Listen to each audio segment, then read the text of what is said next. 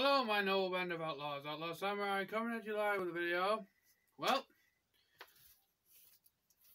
I did a little, customizing on my orkit katana.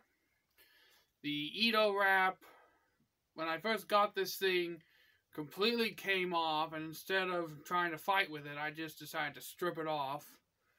And I replaced it with a gutted 550 paracord wrap. And it was nice, but there was this big duct tape part at the end where I had duct tape wrapped around this, and I just didn't like the aesthetics of it. Over time, I just thought, man, I could do better. So, I got some 1100 paracord that I didn't notice, and it's made the grip ridiculously bulky. Like, the grip exceeded like this out both ways. So yeah, then I went and I actually paid attention, and I got the right paracord, 550, and this is non-gutted paracord, meaning the paracord gut is still inside here, and it just makes it the perfect grip. It's thicker than the gutted one, but then it's not so thick that it becomes unusable. I have relatively large hands. We use the habaki as a scale here. I have relatively large hands, at least I think so. I think they're about 7 inches from pinky to thumb tip.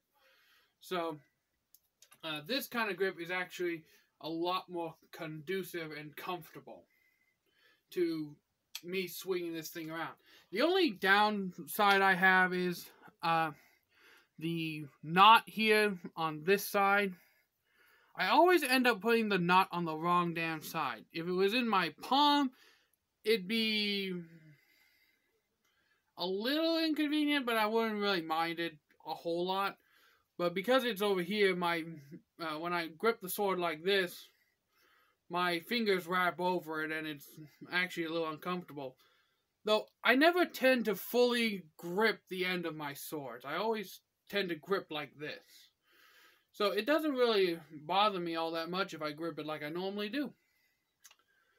So there's that. I ended up having to super glue the kashira in place with the other wrap.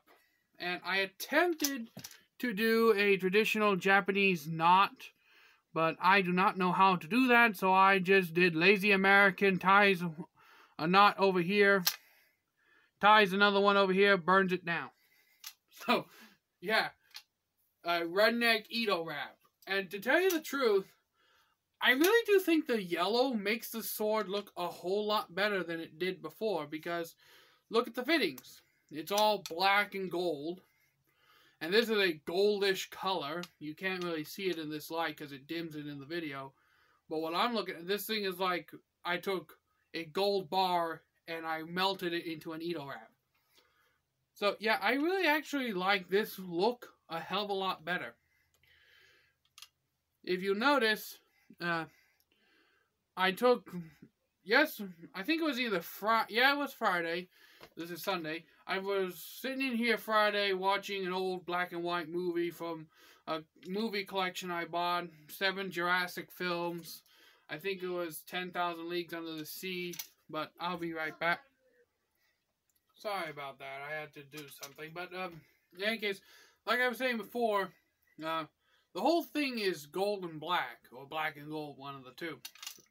So, I am actually really enjoying this combination I did. The only thing that I might have spaced on was I should have colored the Samigawa, or at least the pleather, the fake Samigawa, black, and then it would be black and gold throughout. So, yeah, that was the one mistake I guess I made. Personal choice, but it was Friday when I took this out, and I attempted my hand at sandpaper polishing. Now, what that means is I didn't use water or whetstone or anything. I just went through the grits of sandpaper, starting at 60 to take the major rolled edge I had from chopping into a 4x4 with this thing, out of boredom. So yeah, use and abuse. But I took that, got the burr out.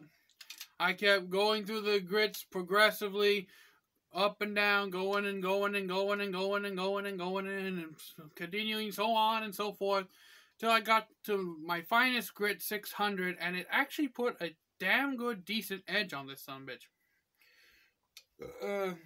See if I can get a piece of paper here to show you what I mean.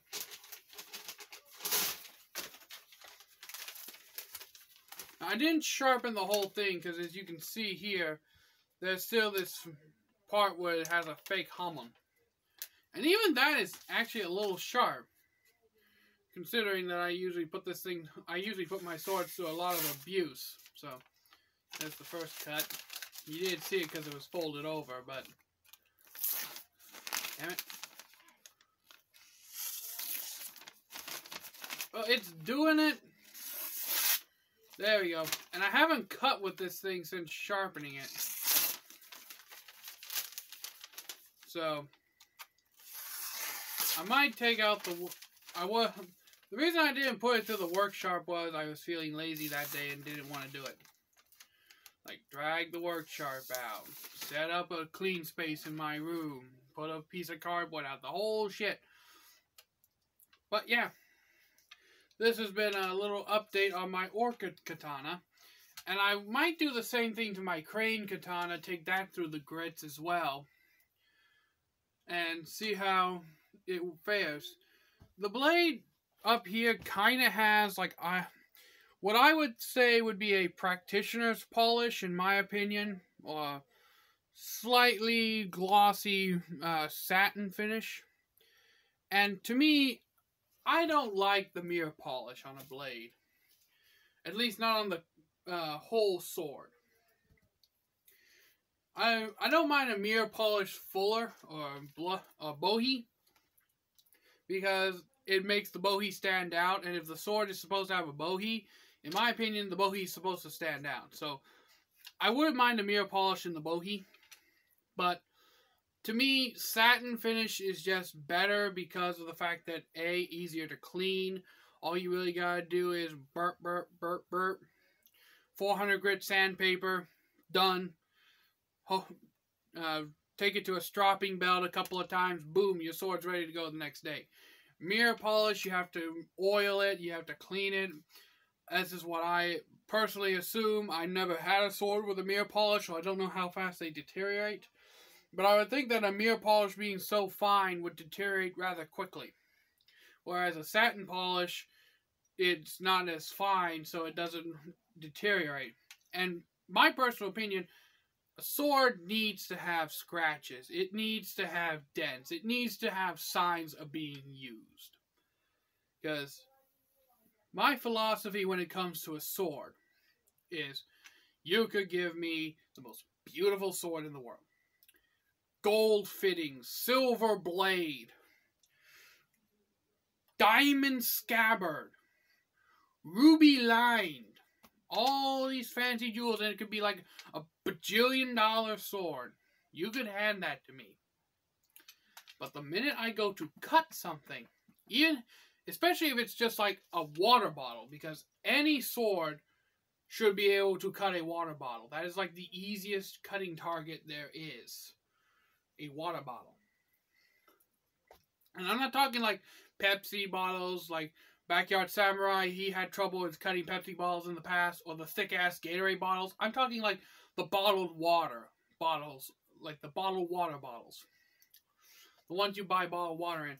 If your sword can't even cut one of those, or worse, the damn blade chips or breaks when it cuts the damn thing, which, given the strength of any metal, it shouldn't, but if it does, it's not worth the time, the effort, or anything else that went into making the blade or the whole sword, unless it's just a freaking wall hanger that you hang up on your sword, on your wall to make it look pretty, like the sexy girl behind me.